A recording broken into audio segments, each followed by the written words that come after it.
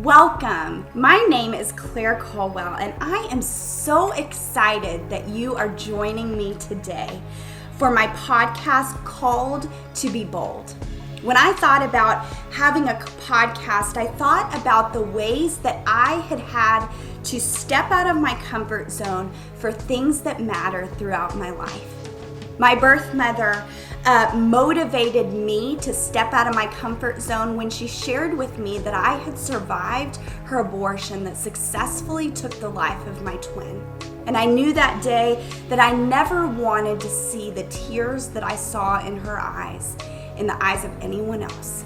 And so I chose to boldly step out of my comfort zone for something that mattered to me. And so I want to be able to share stories with you, stories of people, ordinary people just like me, people just like you, who are really doing that, who are stepping out of their comfort zone for things that matter, who are being bold in their stance for things that are good, who are speaking truth in love. And I want that to be an encouragement to you today. I hope that it will motivate you as you live life in your family, in your community. And I hope that it will motivate you to be bold enough to stand up, to step out of your comfort zone for things that truly matter today. I hope you enjoy.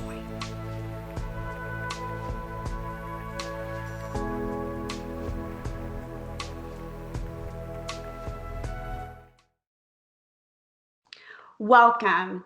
I am so excited about who you get to meet today. My dear friend, Joe Pojman, serves as the Executive Director for Texas Alliance for Life. Joe is incredible. He is a mover and a shaker in Texas. He has worked with representatives. He's worked with senators. He has been on the front lines of the pro-life movement, of pro-life legislation in the state of Texas. I'm excited for everyone to learn from him as I have over the past, Joe, 10 years that we have known each other. So welcome, Joe. Thank you, Claire. It is really an honor to be here. Thank you. Well, Joe, as I've observed you over the years, I have been so encouraged. I know that we met maybe on my second ever speaking event where I shared my story in College Station when I was 21 years old, had just met my birth mother, and your presence there that day spoke to what I've seen you do over the past 10 years. You show up, you support people. You are one of the most encouraging people that I have known in my life as a pro-life speaker, as someone stepping out of my comfort zone for something that matters. But I've noticed that about you, that you do just that. You step out of your comfort zone and you're bold for things that matter. And those are the types of people I want people to meet, to hear from, because I think you get it. You have educated yourself on issues like abortion that matter, and you're doing something about it. And so I just want to dive in and just let you share a little bit about you, about who you are, about what you do, and what the journey, I guess, that you took to get to be the Executive Director of Texas Alliance for Life. Hey, thanks, Claire. I do remember that time that you spoke. And what I saw was a young woman who was of pure heart, who was being called by God to, as you said, come out of your comfort zone. And in these 10 years, as you did at that first talk, you have made a profound difference on the pro-life movement, and we are so grateful that God has sent you to us. I've been involved in the pro-life movement for more than 30 years. What got me involved? I grew up in a very pro-life family. My mother was a counselor at a pregnancy center. She typed the newsletter on the IBM Selectric, way back when. And I never got involved. I didn't think I needed to be. I didn't think I needed to be involved until I had some friends who confided in me that they were involved in abortions, and I just realized I needed to start putting in action what I had professed because I'd done nothing. And I decided I had to get involved, first at my church, then at the university where I was attending graduate school. Then I started pro-life organizations on the campus, and that with University of Texas at Austin, then at then in the community of Austin and then around Texas. I say I started out as a volunteer, and now I'm way over my head. So I have been the executive director professionally of Texas Alliance for Life. I used to be an engineer, an aerospace engineer. God has called me to give that up, and this is actually a much more interesting and multi-dimensional problem because it involves people are fascinating, but they're very complex. It's an issue that I'm involved in because I feel called. I feel called by God. I feel called by the person who sees injustice and who just cannot sit still while injustice is going on. Injustice against the unborn child, who is a person, a baby, and must be protected by society. Injustice against the women who are undergoing abortions, and frequently it is not their first choice. It's in their minds, it's the only choice. And that is an injustice that any woman seeks an abortion, taking the life of his unborn child because she feels she has no options. It's an injustice against the family and against siblings. So I just cannot rest. I just can't rest. I just can't sit on the couch as I used to be, and I've got to feel involved, and that has got me involved. As along the way, I've met the greatest people in the world, people like you, Claire, and that keeps me going. It tells me I'm in the right place. Absolutely. I know that's what got me involved as well, was just knowing, I guess, sitting down with my birth mother and knowing what abortion did to her. And like you said, I couldn't sit on the sidelines anymore. I couldn't be silent anymore, knowing what abortion did. So you have been so influential in Texas in helping pass pro-life legislation and working with senators and representatives, as I mentioned earlier. Tell me, what have been the milestones in Texas for the pro-life movement when it comes to state level legislation? What have you been involved in? What is working? Just kind of give me an overview of all the things I know personally, but I want people to hear all of the things that you're doing in Texas for life. I have one of the things I realized early on is that abortion happens because it's legal. And when I first got involved at University of Texas at Austin, it is in the state capitol, and I decided to see what I could do back when I was a graduate student, and I didn't know the Senate from the House. I read and asked questions, people who knew, and I started to realize, what the state does actually influences us people on a day-to-day life in Texas, Ohio, Minnesota, wherever, much more than the federal government does in many ways, because they pass so many more laws that affect people. And we had the votes in Texas. Initially, we didn't, but to pass laws. So we started with practically nothing. When I first started getting involved, no one even knew how many abortions were going on because there was no reporting requirement. The abortion facilities were not even licensed. They were all over the place. Corpus Christi, a very medium-sized town, I think they had 5 abortion facilities, not a large city. These abortion facilities were awful. They were unregulated, they were dirty, people were dying, and the first thing was to get reporting going, some basic health standards at those abortion facilities. Mm-hmm. So now we know how many abortions, and back then it was like 90,000 some abortions every year, back when I first started getting involved in the mid-'80s and the late 80s. Then we tried some very modest things like, hey, how about requiring that a doctor notifies the parent of a minor girl? We're talking about young girls, 17, 16, 15. Believe it or not, we knew 12 and under, there was a category that the state had. Abortions performed on girls 12 and under. No requirement that the parents were even notified. So if the girl shows up at home and she's got an infection, they had no idea that might have been related to the abortion. So parental notification, that finally got passed, and that took many sessions to get that going. And the legislature in Texas is an excruciating process, like every state. They meet once every 2 years. Mm-hmm. So you try, and we come back to the next session, and we try. And finally, in 1999, a law got passed. And when that law got passed, imperfect, not the best law that we could ever hope for, but abortions on minor girls immediately took a huge drop by some 20%, as I recall. And not just abortions, pregnancies dropped on minor girls. Pregnancies dropped so much that abortions and childbirth on minors dropped. And there was a study done by an economist at Baruch College in New York, and it wasn't coincidence, it was causality. The law caused the drop in abortions substantially. So then we can do that. Got improved a few years later to make it parental consent. If some parental involvement is good, how about parental consent? And by the way, the abortion people had very little to how to oppose that, but Planned Parenthood did, and the abortion industry did.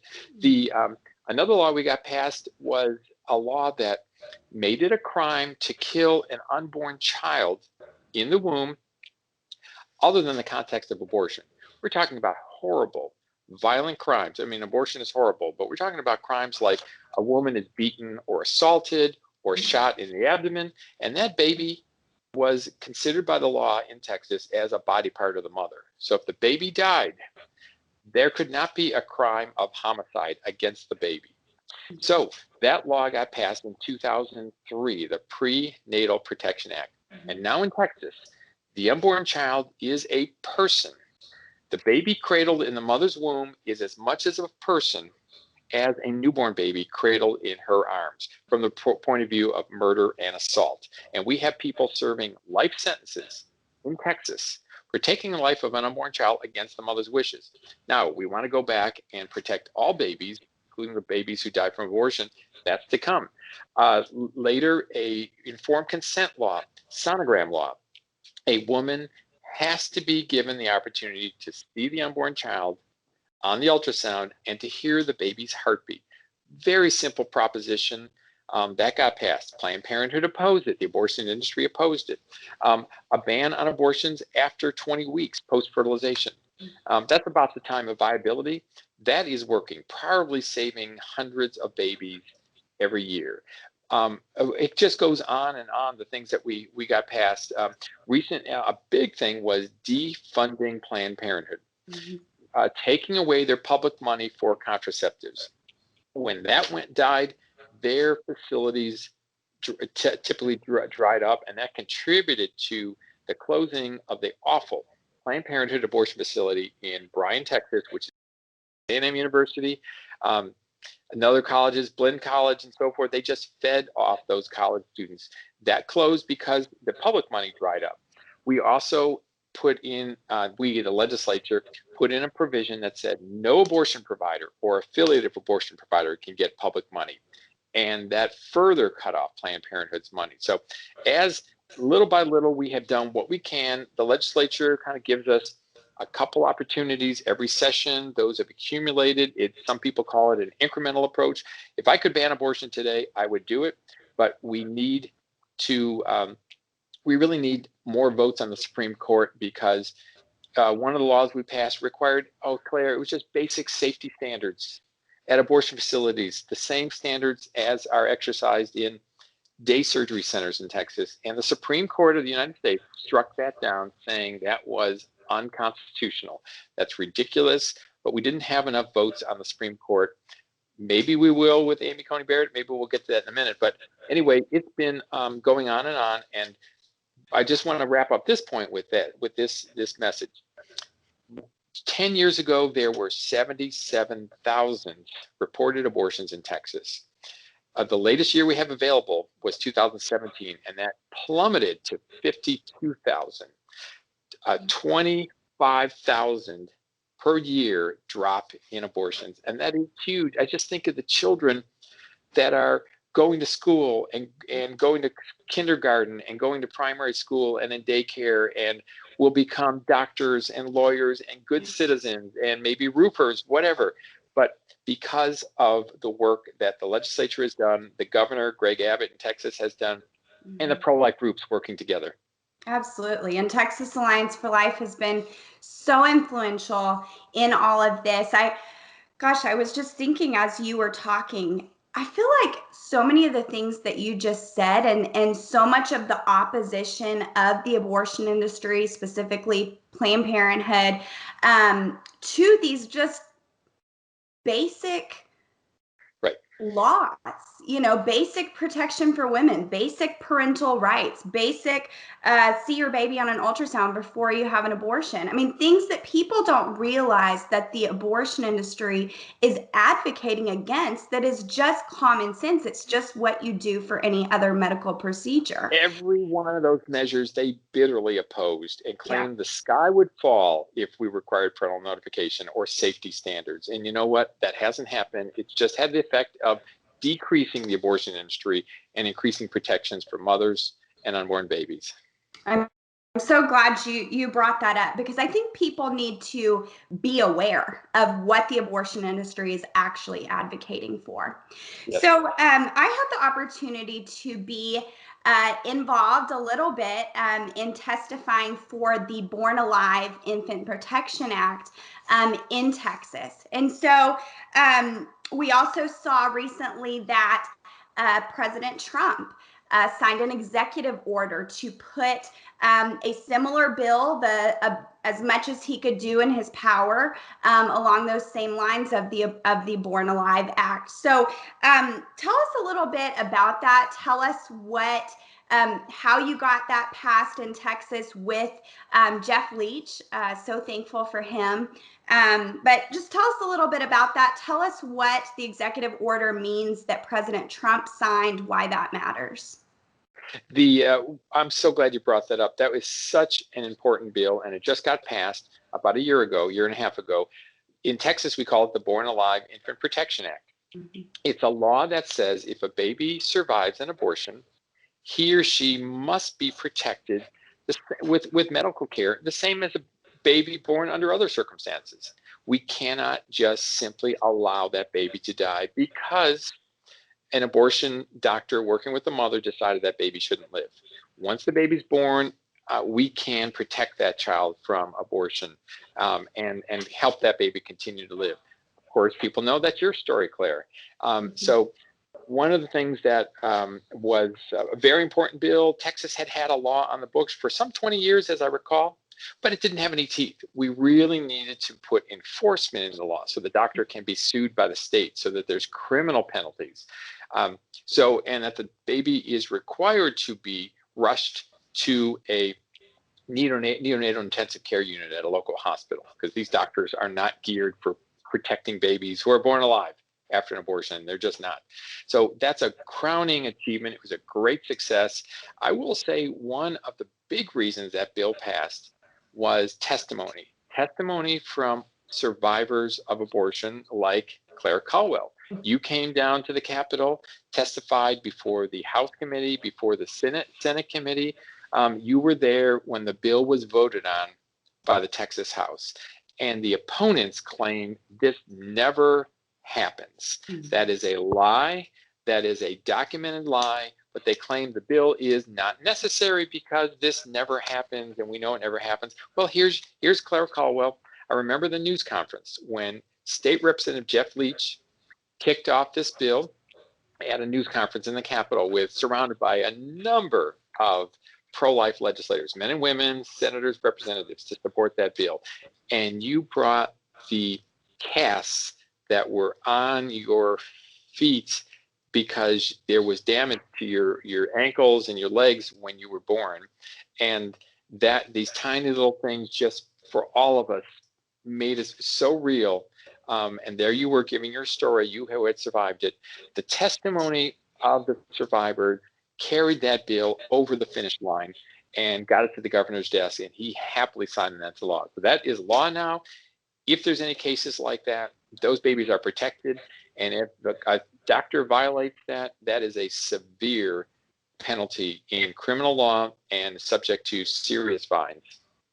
It's unfathomable to me that people are opposed to this law. I mean, they're clumping it into taking away from a woman's right to choose, and yet a baby that survives an abortion, that is no longer an abortion procedure. And Right. so what people don't know, often I didn't know this until I learned my story and met my birth mother, was that I'm not alone, that there are hundreds of survivors that we know of currently. There are probably tens of thousands that don't know they survived an abortion, like I didn't know for 21 years. And so I'm incredibly thankful for that law that is humanizing the unborn baby through the abortion survivor. So you mentioned the hearings, and so I would love to just hear your thoughts before we move on to the election, the exciting part.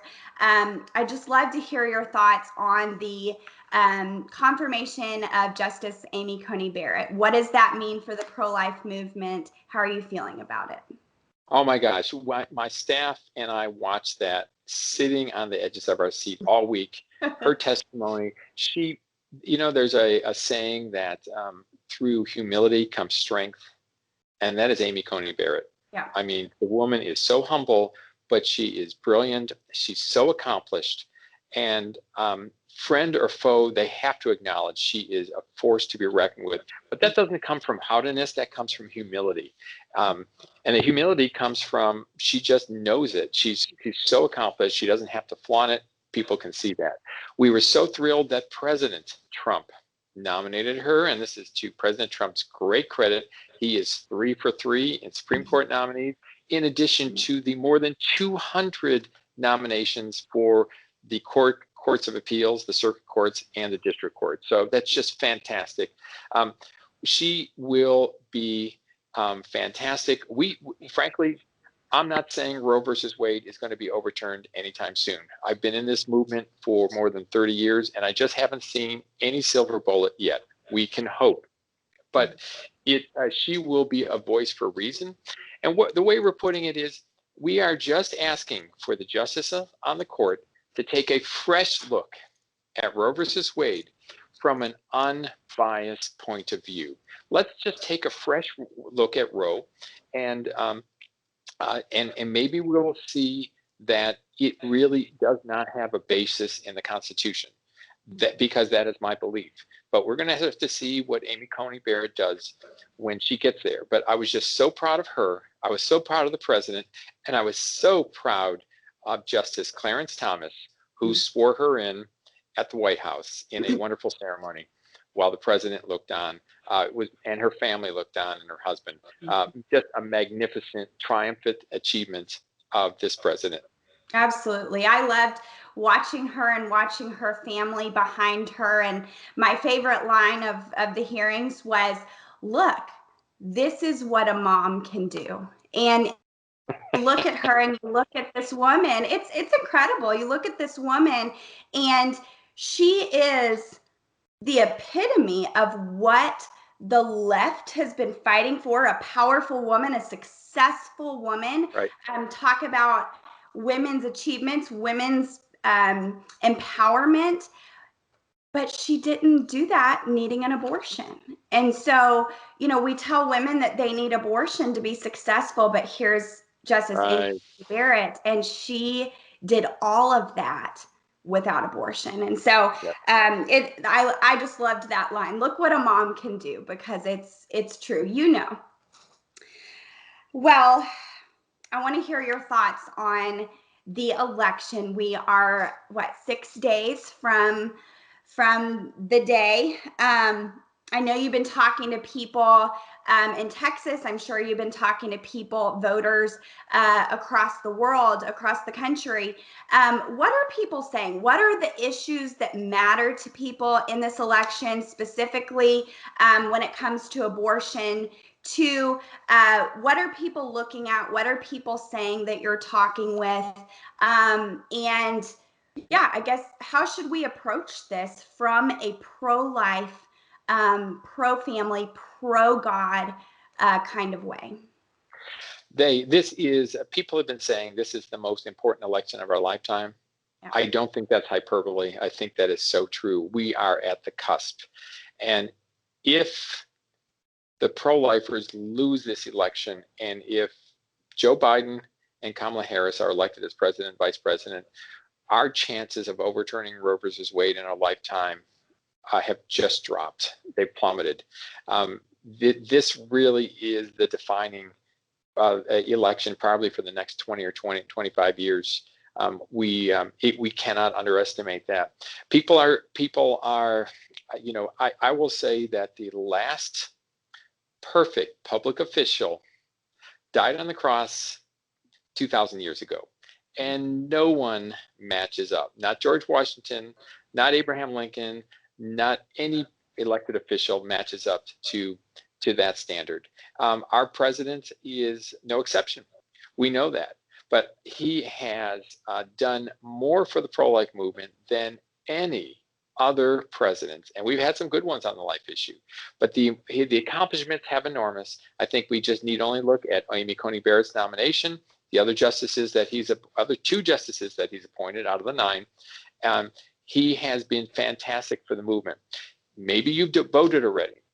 But if you have not, it is our obligation to the unborn babies and their mothers to get out and vote. And I am voting for Donald Trump. I am going to wild horses couldn't drag me away from the polls to vote for this president. I feel so strongly about it because I know lives depend on it. This downward trend of abortions may not continue if we get a president like Biden and Harris, because they actually support a law in Congress that would take away the gains that Texas and other states have had. Take away our informed consent sonogram laws. Take away the parental notice and consent laws. Good grief, they want the federal government to prevent Texas and Minnesota and Ohio and Florida from passing these the protections that we want to, and eventually to protect all unborn babies from abortion. So we cannot, we just have to get out and vote Trump and down ballot for all the other. It's very important to not just vote for Trump, but all the other elected officials, your state elected officials, your state senators, your state representatives, you're down to the county level. If you live in Texas, we have a real help, and that is prolifevoterguide.org. You can type in your address anywhere in Texas. Now, this does not work in Ohio, Minnesota, or Florida, just for Texans. But you can type your address, and we give you our recommendations for who the pro-life elected officials are on your ballot. Yeah, I'm going to vote today. Actually, I have. Do you want to say hi? Can you see Sadie June? This is my daughter, Sadie June. There's another scorpion. Okay, I'll be right there. This is just like real life. We're talking about pro-life politics, and I'm a mom. That was fun little. Claire, I've heard you say this before, and it is so true. Sadie June, that beautiful young girl everyone can see, would not be here if you had not been saved when you were born after an abortion. I mean, that's what we're talking about. Sadie June's and many, many, many around the country. And that's what this is all about. Thank you. That is why we do what we do. And, back to your point about President Trump, I have had the privilege, 3 times over the past year of speaking on the same stage as him. And he was the first president to appear at the National March for Life. We heard in the vice presidential debates as the vice president said, "I am unapologetically pro-life." And it's been incredible to watch. I can't say that I have seen a president and a vice president step out so boldly in their stance for life, in their willingness to protect life and to support those and acknowledge those who are on the front lines, like yourself, like pregnancy centers, as President Trump praised at the National March for Life in DC. So it's encouraging. He has my vote today. I've got my pro-life voters guide printed out. So thanks for bringing that up. Do you know if there is a way that people that are not in Texas who are listening today, if there's a way for them to find something similar? Do you happen to know? I would My assume. friends around the country are asking me that question. Texas Alliance for Life, we're a state organization and we don't have information, but I'm hoping that each state, if you Google whatever Right to Life or Google your local statewide pro-life organization, that organization will have recommendations for you as well. Okay, great. I think that would be great. Well, for the person considering, this is my last question, for the person considering stepping out boldly in their stance for life, for the person considering voting pro-life, maybe they're unsure right now. They are looking at other policies too, other track records for the candidates that maybe are appealing to them. What would you say to that person to encourage them to step out of their comfort zone for the pro-life issue and take that to the polls this week? We all have priorities and we have things that are important. I mean, like a retirement savings or any number of issues, economy and so forth. But all those rights and privileges that we enjoy as Americans are not possible if we're not alive. So if it's uncomfortable for you to think about voting for life first, step out of your comfort zone. Think about those babies who would not be born. And this is not an exaggeration. This is the issue. Whether these babies are going to be alive and continue to alive. And I will say the pro-life movement, including this president, has great concern for babies who are born alive, and after birth, we spend so much for them. The pro-life movement in Texas, the state has an extensive alternatives to abortion program, which tracks babies for the 48 months after their birth through pregnancy centers to help them. The state of Texas, like most states, pay for more than half of births on the Medicaid program. In Texas, more than half of minors are on publicly paid for health insurance. The states are doing so much, and I don't think the president or a lot of governments get credit for it. So but that child could not enjoy all the wonderful things that the United States provides unless that child is alive. All rights begin with the right to life. So please vote accordingly. Exactly. There's so many injustices that we could fight, but without the right to life, we couldn't fight for anything. So Right. I appreciate that. Is there anything else you wanted to say or talk about before we wrap up? Claire, it's been an honor to be on here. I'm so glad you got this cast going. And if your readers and viewers want to help, and they're going to do what I do, which is post this on my personal Facebook page, post this out on our organization, and because you've got a great message, people need to hear more of Claire Culwell and have a bigger influence than you've had, which was, speaking at the March for Life before hundreds of thousands of people last January, and you just got a fantastic story that people in the United States and the world need to hear. That's funny. I keep saying that too. Last it was actually this January, but it feels like last January because of the coronavirus, and we're at home with my daughter doing virtual school. So anyway, well, thank you, Joe. I just appreciate all that you're doing on the front lines for life in Texas. Thank you for putting the voter's guide together. I'm so excited to be able to use that. I've used it consistently. I know that you've done that over the years, and I've used it consistently as I've gone to the polls. It has been so helpful, and I just appreciate you sharing these eye-opening remarks about the bills that you're passing in Texas. I just as someone looking from the outside, which I was 10 years ago, those things were shocking to me. I had no idea what was happening in our country when it came to abortion, when it came to legislation, when it came to the stance that the abortion industry takes, not even wanting minor girls to have parental consent. I mean, this is huge, and people need to know. So thank you for being bold. Thank you for being willing to do something about it on the front lines in Texas. Thank you, Claire. But join me next week for another episode of Called to Be Bold, where we highlight another incredible guest as we look at how God has called them to be bold, to step out of their comfort zone for things that truly matter today. Have a wonderful week. Thank you for listening to Called to Be Bold, Episode 3, featuring Joe Pojman, Executive Director for the Texas Alliance for Life. You can learn more at www.texasallianceforlife.org. We encourage you to be bold by supporting or joining a life group near you. Called to Be Bold was created and is presented by Claire Culwell. Make sure to subscribe so you never miss an episode. You can keep up with Claire on her social media at Claire Culwell and sign up for our latest updates by visiting www.claireculwell.com.